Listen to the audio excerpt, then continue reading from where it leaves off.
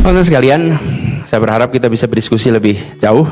Nanti ada pertanyaan, ada komentar, silahkan Anda ungkapkan, nanti kita diskusi lebih jauh. Yuk.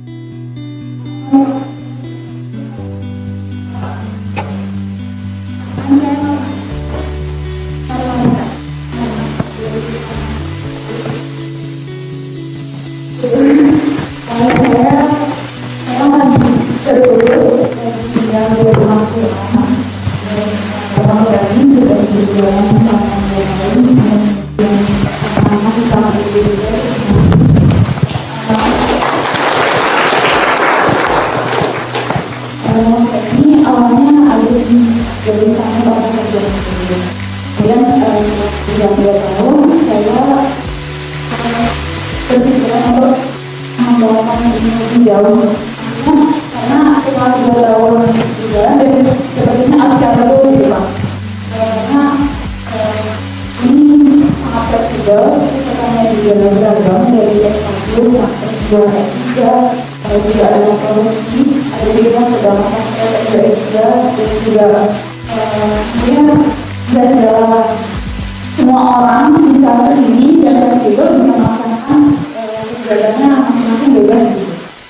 Mungkin pertanyaannya kira-kira kalau misalnya saya mau mengembali menjadi seperti kemungkinan saat ini apa bisa saya jawab karena kemudian di sini sekarang sudah ada 2 rumah dan hanya akwar kan saya sedang mencari penggerak untuk Iwan dan itu sepertinya kayak sulit sekali gitu Pak. Iwan itu berdiri di rumah ini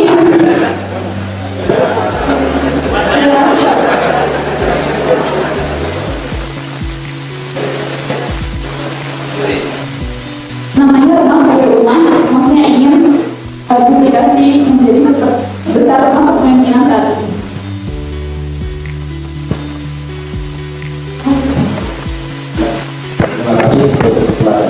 Oke, boleh kembali.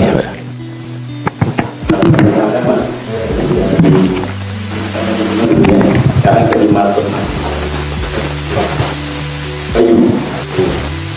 Pertanyaannya, karena kita sekarang ada di masjid dan dari masjid melakukan gerakan, menurut visi Mas Anies ke depan untuk Indonesia, bagaimana masjid ini dan juga gerakan Islam khususnya terkait dengan puasa bisa ikut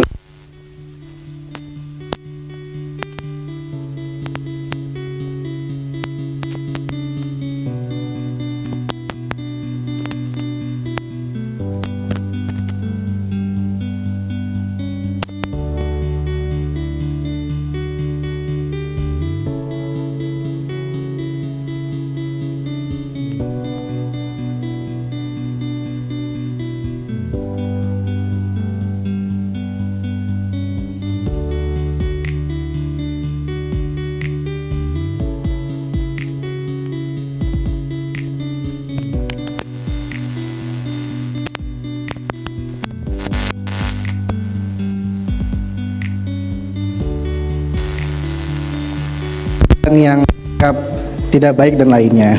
Kemudian ini saya mohon izin bertanya, mungkin Pak, semoga aman ya Pak. Mereferal dulu sesuatu yang pernah diungkapkan oleh jubirnya Pak Anies waktu Pak Anies mencalonkan sebagai gubernur Jakarta.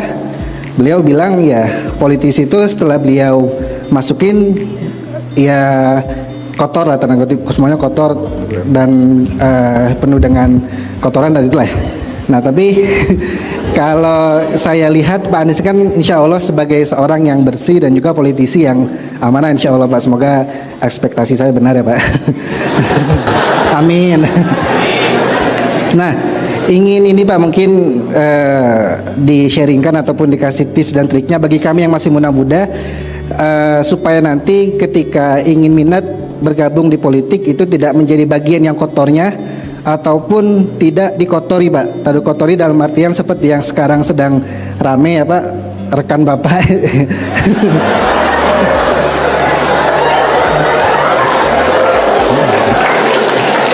Ya kami yakin insya Allah juga beliau orang yang bersih ya Pak ya, dan tadi ya dikotori gitu bahasanya Pak. Nah ini minta tips dan triknya bagi Bapak biar kami yang muda-muda ini tidak menjadi orang yang kotor ketika berpolitik dan juga bersih, tidak dikotori dari luar seperti itu Pak. Terima kasih.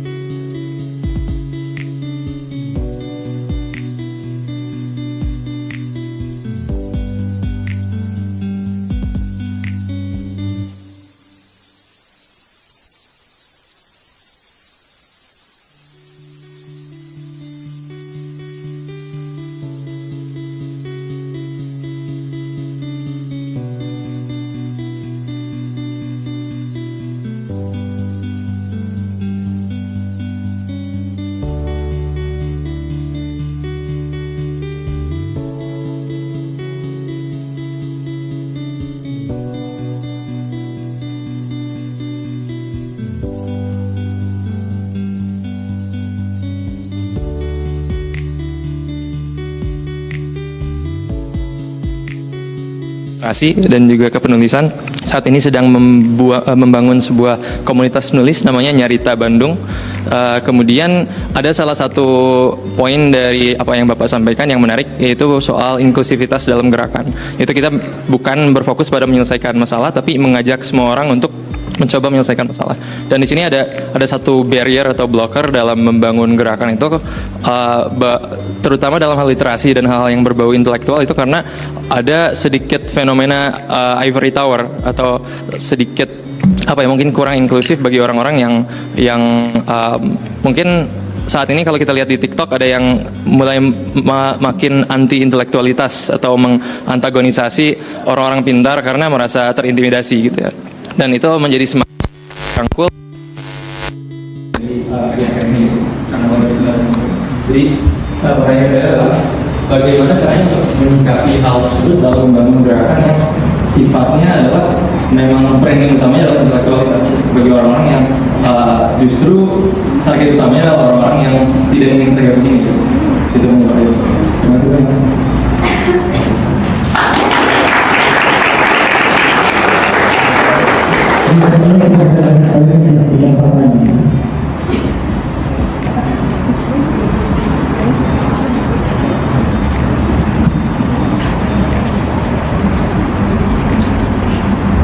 Ya, terima kasih.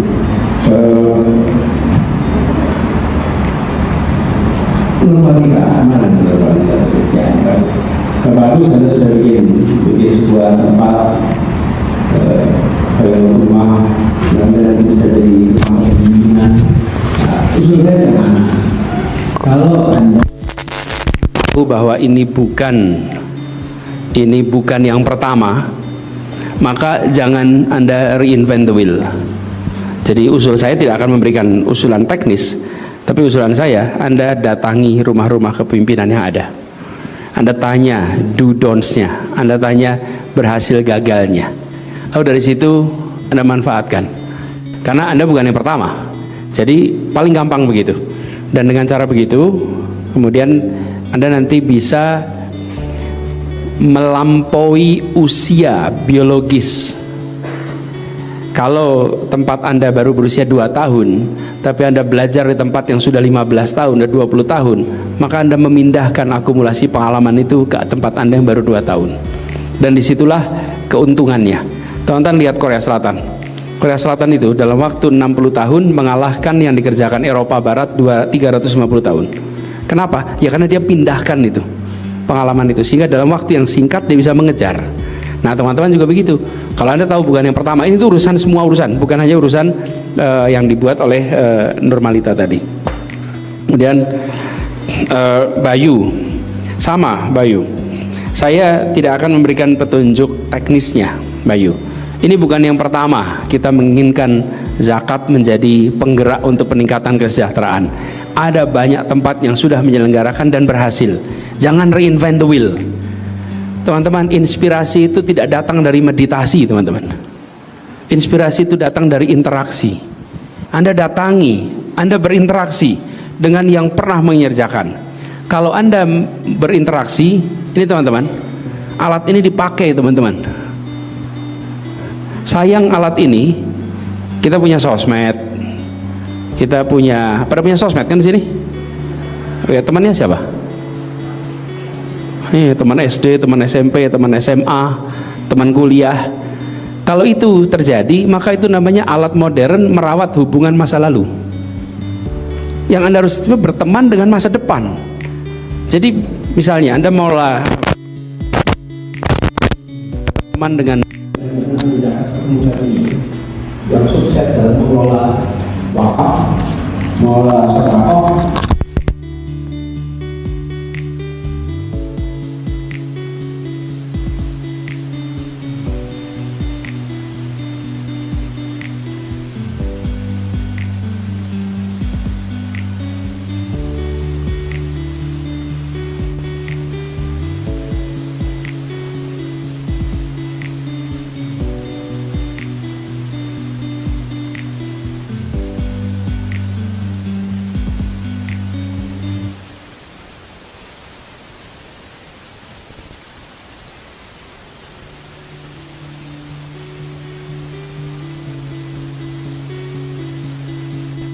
pakai papan tulis lagi nih. Teman-teman, Anda akan ketemu dengan dilema yang itu sering terjadi dalam kehidupan. Gak mungkin Anda dalam hidup ini tidak ketemu dilema yang saya mau sampaikan ini. Idealisme itu artinya apa sih? Idealisme itu artinya Anda bekerja berdasarkan nilai. Nilai itu Anda pegang, lalu Anda menyebut dirinya sebagai idealis. Saya bayangkan itu seperti begini. Idealisme itu, ini nilai, atau ini idealisme. Di sini apa unsurnya? Benar. Yang di bawah ini salah. Betul nggak kalau pakai idealisme? Oke. Lalu Anda udah unsur yang kedua nih. Ini namanya unsur konsekuensi. Konsekuensi. Ini konsekuensinya baik. Ini konsekuensinya buruk. Oke. Teman-teman, kita semua tidak hidup di dalam. Jadi kilah, Anda nggak bisa hanya berada di sini terus. Mungkin nggak kita di sini terus? Nggak mungkin. Tapi di sini paling aman. Tidak ada perdebatan. Secara nilai benar, secara konsekuensi baik. Mulai perdebatan di mana? Di sini nih. Benar tapi buruk konsekuensinya. Oke, Anda mau nggak mempertahankan kebenaran walaupun buruk konsekuensinya? Mau nggak mempertahankan kebenaran tapi buruk konsekuensinya? Nah, itu dilema. Dilema itu artinya harus ada keputusan. Nah, di sini kasih tanda tanya, bukan salah. Ini tanda tanya, harus ada judgment, harus ada kematangan berkeputusan. Lalu yang kedua, mau nggak baik tapi salah? Konsekuensinya baik loh, tapi salah. secara nilai, mau nggak? Yang benar.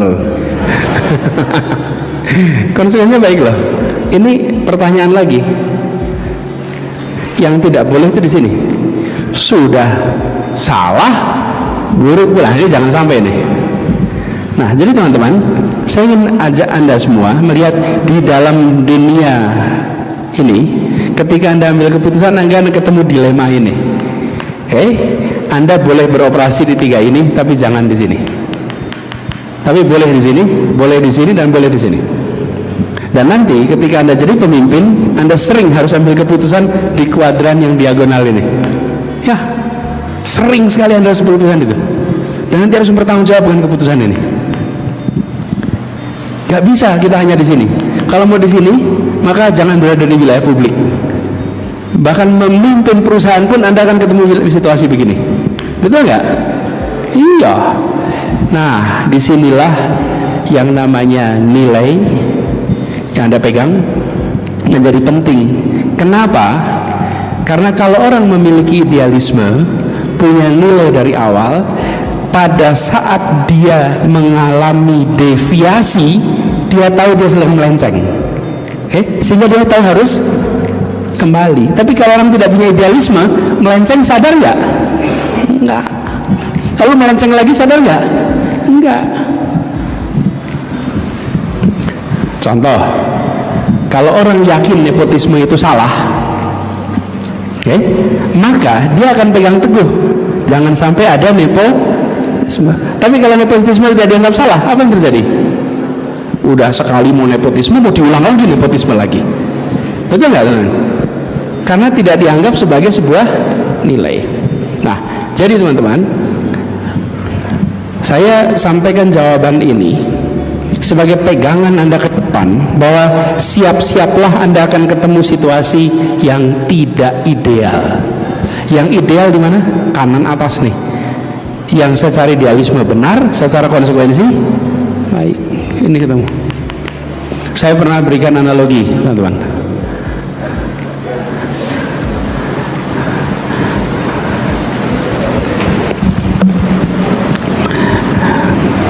Kecelakaan di jalan yang satu arah, satu arahnya ke sana, jalannya satu arah, ada kecelakaan. Rumah sakitnya di belakang sana, jaraknya 500 meter. Anda berada di situ, korbannya parah, lalu teman-teman harus berkeputusan, dibawanya muter dulu atau dibawanya melawan arus. Itu namanya apa? Baik, tapi kok Anda yakin mau mengerjakan itu? Itu ada namanya judgment, pertimbangan. Coba kalau Anda saklek, nggak boleh, lurus pokoknya demi idealisme saya. Harus, ini setengah mati, jihad insya Allah. Bener aja. Nggak bisa, disahid nanti aman, nggak bisa. Jadi teman-teman, itulah yang saya maksud. Jadi teman-teman akan ketemu tuh situasi-situasi seperti itu. Jadi saya tidak ingin mengatakan ada satu rumus yang bisa untuk semua, tapi Anda harus bersiap menghadapi dilema itu. Dan di situ Anda menakar. Saya pernah merekrut seseorang di kampus yang statusnya tersangka kasus korupsi, padahal dia bukan korupsi. Jadi dia membuat mengadakan pencetakan dokumen, lalu harus diulang karena ada tamu negara yang datang, maka dia tidak mungkin mengadakan tender ulang. Akhirnya dia menggunakan pemenang tender yang sebelumnya. Ternyata secara prosedur itu salah, dia menjadi tersangka korupsi. Dan saya waktu itu ambil keputusan yang oleh orang-orang dianggap sebagai keputusan yang salah, tapi menurut saya baik. Nah, di kemudian hari terbukti orang ini jujur, orang ini amanah dan mengerjakan banyak hal. Ini satu contoh dilema-dilema yang sering saya hadapi. Saya pernah menghadapi situasi, Bu, anak kuliah tahun keempat nih, beasiswa full dari kampus. Dia mencuri terekam CCTV. Mencuri apa? Dompet temannya jatuh, diambil, uangnya diambil, dompetnya dibuang ke sungai dengan KTP, dengan semuanya. Lalu saya sebagai rektor harus ambil keputusan. Putusannya apa? Diberhentikan, tinggal skripsi. Waduh, itu situasinya di sini nih. Bener, tapi buruk. Kami biayain 4 tahun kuliahnya, sudah hampir selesai, waktunya habis. Ini baru beritahu saya waktunya habis. Jadi teman-teman sekalian, harus selesai, harus. Kenapa saya putuskan untuk diberhentikan? Karena ini adalah bibit koruptor di masa depan. Bila orang yang cerdas, orang yang punya kepemimpinan baik, tetapi tega untuk melakukan pelanggaran seperti ini, maka di kemudian hari dia akan sanggup untuk mengambil anggaran kita. Dia akan sanggup melakukan penyimpangan. Yang seperti ini dia harus dapat pelajaran yang akan diingat seumur hidup. Saya harus ambil keputusan seperti ini. Itu teman-teman. Nah, ini saya mau jawab yang Fajar tadi soal apa? Politik. Kalau di politik itu kotor, kalau bisnis bersih lipat kotor. Jadi gimana dong? Jadi kotor dan bersih itu bukan sektor. Baik di bisnis maupun di politik selalu ada praktek yang bersih dan ada praktek yang kotor. Tinggal bagaimana kita menjalaninya. Dan menurut saya kita harus jangan terbawa dengan persepsi itu terus. Kenapa? Karena lalu sulit sekali mengajak orang ikut di dalam proses politik. Karena proses politik diasosiasikan dengan kotor. Kalau bisnis bagaimana? Kompetisi di bisnis itu ketat juga, cuman tidak jadi berita. Coba Indomaret sama Alfamaret, kurang ketat apa kompetisinya? Ketat sekali. Ketat sekali, tapi nggak jadi berita, bukan? Sampai bikin ini terus gitu. Itu lebih ketat daripada caleg-caleg kita. Tapi tidak pernah jadi berita. Teman-teman, saya waktunya habis. Jadi saya tidak akan teruskan lebih jauh. Ada yang tadi ditanyakan tentang menulis. Rakyat, buku yang Anda pegang apa judulnya? Ya, penulisnya siapa? Ya, buku itu menurut saya, coba Anda angkat bukunya. Maju sini.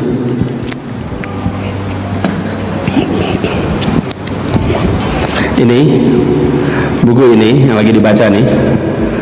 Ini namanya penulisnya Daron Acemoglu. Tahun ini menerima hadiah Nobel atas buku yang ditulis. Ini buku layak dibaca. Anda baca buku yang benar nih. Ini buku menjelaskan tentang bagaimana institusi ekonomi demokrasi harus berjalan. Dan ini kalau diakui oleh penulis-penulis lain barangkali biasa, tapi penulisnya dapat hadiah Nobel bidang ekonomi. Padahal dia adalah tulisan ilmu sosial. Jadi tunjukin sekali lagi nih, ya, buku ini rekomendasikan buat dibaca, ya. Oke, boleh duduk lagi kamu. Saya usul pada teman-teman sekalian, kegiatan menulis ini harus ditingkatkan. Tolong teman-teman punya bukan hanya minat baca, tapi daya baca. Minat baca itu tinggi, tapi minat baca WA. Tapi kalau daya baca, itu buku segitu Anda sanggup baca. Kadang-kadang WA aja kalau panjang WA-nya di skip. Anda mau yang pendek-pendek. Daya baca itu dibutuhkan. Jadi teman-teman, saya setuju sekali Anda kerjakan terkait dengan daya baca. Lalu di luar sana ada kecenderungan untuk meremehkan ahli, meremehkan pakar. Teman-teman, jangan terlalu khawatir. Anda jalan saja. Karena kita seringkali tidak harus memenangkan perdebatan melawan dia, tapi kita harus memenangkan hati dan pikiran yang menyaksikan perdebatan. Oke? Jadi ingat-ingat nih, kalau Anda ketemu buzzer yang merendahkan akal sehat dan berdebat, jangan Anda berpikir mengalahkan buzzernya, karena dia punya kekuatan uang yang gede. Tapi Anda berpikir memenangkan yang menonton perdebatannya, karena yang menonton tidak bisa dibeli. yang menonton pakai akal sehat, yang menonton mampu berpikir kritis, dan mereka dalam senyap akan menyetujui pandangan Anda. Karena berdasarkan kepakaran yang dimiliki. Tonton, waktunya habis. Saya ingin sampaikan terima kasih kesempatan untuk bertukar pikiran di sini. Terima kasih Anda sudah menjadi pemimpin ke depan.